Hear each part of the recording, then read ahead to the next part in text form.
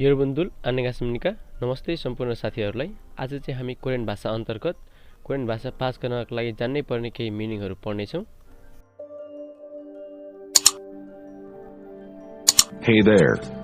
Subscribe to my channel and also press this bell icon so you never miss any new updates. मिनिङको part 1 मा सम्पूर्ण साथीहरुलाई स्वागत छ र कोरियन ल्याङ्ग्वेज सम्बन्धी अन्य भिडियोहरु पनि हेर्न चाहनुहुन्छ भने please subscribe to my channel and press the bell icon ताकि मैले अपलोड गर्ने सम्पूर्ण भिडियोहरु हजुरहरुले छिट्टै हेर्न पाउनु हुनेछ। ल अब चाहिँ मिनिङ पढौं है त। अगाडि दिएको छु शब्द, बीचमा दिएको छु उच्चारण र लास्टमा दिएको छु अर्थ। 1 नम्बरमा हेर्नुस् है त। खादा, खादा भनेको के हो त? जानु। अनि 2 नम्बरमा दिएको छु ओदा, ओदा भनेको के हो त? आउनु। त्यसैगरी 3 नम्बरमा दिएको छु छादा, छादा भनेको के हो त? सुत्नु। 4 नम्बरमा दिएको छु मक्ता, मक्ता भनेको के हो त? खानु। 5 नम्बरमा दिएको छु सादा, सादा भनेको के हो त? किन्नु। र त्यसैगरी 6 नम्बरमा पनि सादा नै दिएको छु।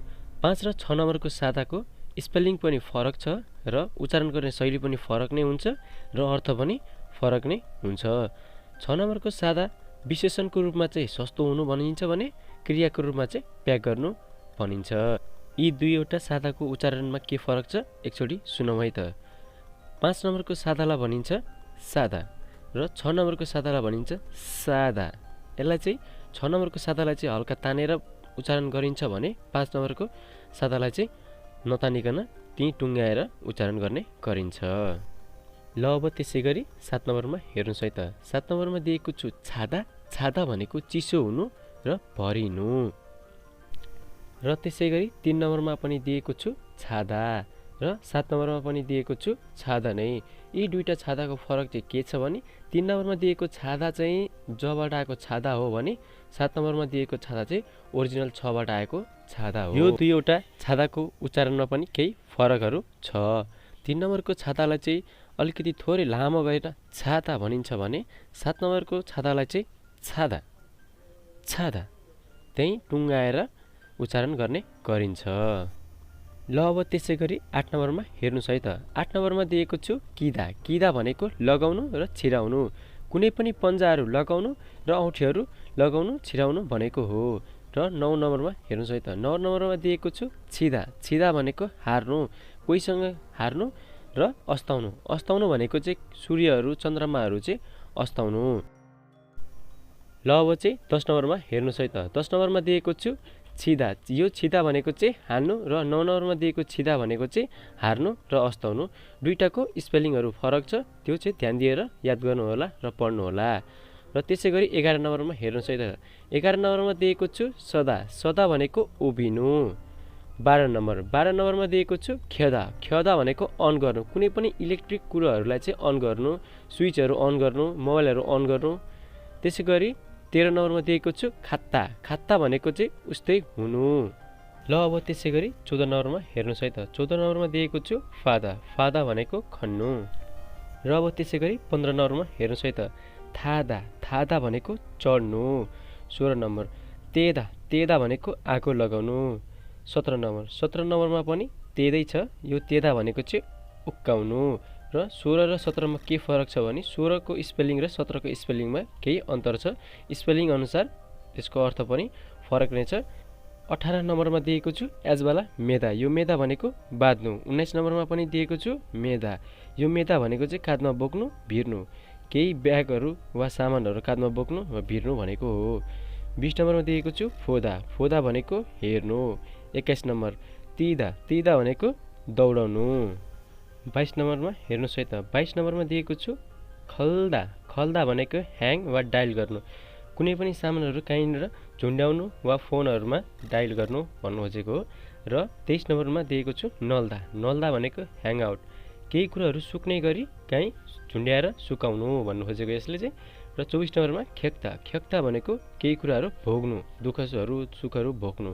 र 25 नम्बरमा दिएको छु खुप्ता, खुप्ता भनेको चाहिँ पोल्नु, बार्बिक्यू गर्नु भन्नु खोजेको।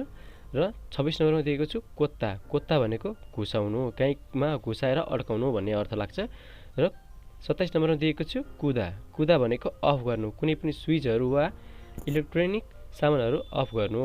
28 नम्बरमा दिएको छु खत्ता। खत्ता भनेको हिँड्नु र केही सामानहरू तल छ वा कपडाहरू केही छ भने त्यसलाई चाहिँ उठाउनु भन्ने बुझिन्छ। ल अब त्यसै गरी 29 नम्बरमा हेर्नुहोस् है त। 29 नम्बरमा दिएको छु नम्ता। नम्ता भनेको पार हुनु, बढी हुनु। 30 नम्बरमा दिएको छु नत्था। नत्था भनेको हाल्नु, कुनै पनि भाँडाभित्र हाल्नु वा कुनै पनि बक्सभित्र हाल्नु। 31 नम्बरमा दिएको छु नात्था। नात्था भनेको जन्माउनु। 32 नम्बरमा दिएको छु नोत्था। नोत्था भनेको कुनै पनि सतहमाथि राख्नु। 33 नम्बरमा दिएको छु नोप्ता। नोप्ता भनेको उच्च हुनु। 34 नम्बरमा दिएको छु नुल्दा। नुल्दा भनेको बढ्नु।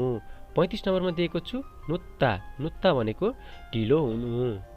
र यदि भिडियो मन परेको छ भने कृपया भिडियोलाई लाइक गर्न नभुल्नु होला र कुनै पनि मिनिङ बुझ्नु भएको छैन भने कमेन्ट बक्समा कमेन्ट गर्न सक्नुहुनेछ र कुनै पनि मिनिङको फरक चाहिन्छ भने कमेन्ट बक्समा कमेन्ट गर्नु होला। म अर्को भिडियो बनाएर हजुरहरूलाई बुझाउने कोसिस गर्नेछु। त्यसैगरी अब 36 नम्बरमा हेर्नुहोस् है त।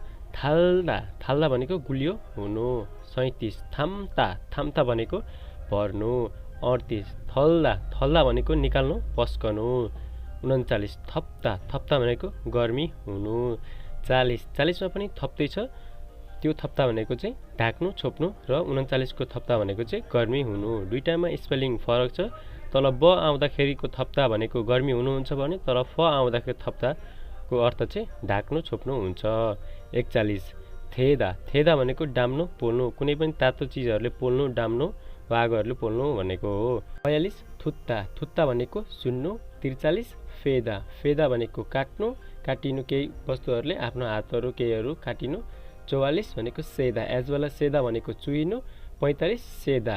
सेदा भनेको गन्नु, बलियो हुने। यो दुईटा सेदाको चाहिँ स्पेलिङ पनि फरक छ र अर्थ पनि फरक छ। स्पेलिङ अनुसारको अर्थ छ, त्यही अनुसारले ध्यान दिएर हेरेर बुझेर पढ्नु होला र याद गर्नु होला। 46 सिधा। सिधा भनेको के हो त? आराम गर्नु। 47 फेदा। फेदा भनेको सिधा पार्नु, खोल्नु, फिजाउनु। 48 खेदा। खेदा भनेको पट्याउनु, मिक्स गर्नु। 49 खाल्दा। खाल्दा भनेको धार लगाउनु, परिवर्तन गर्नु, जोत्नु। 50 काक्ता। काक्ता भनेको चाहिँ थोरै थोरै गरी काट्नु वा केही मूल्यहरू छ भने, मूल्यको कुराहरू छ भने त्यसमा चाहिँ घटाउनु भन्ने अर्थ लाग्छ। भिडियोलाई अन्तिमसम्म हेरेर साथ दिनुभएकोमा धेरै धेरै धन्यवाद। आउँदो दिनहरूमा के सम्बन्धीको भिडियो हेर्न चाहनुहुन्छ कमेन्ट बक्समा कमेन्ट गर्नुहोला। म भिडियो बनाएर हजुरहरूलाई बुझाउने कोसिस गर्नेछु। आजको लागि यति नै। अब अर्को भिडियोमा भेटौँ है त।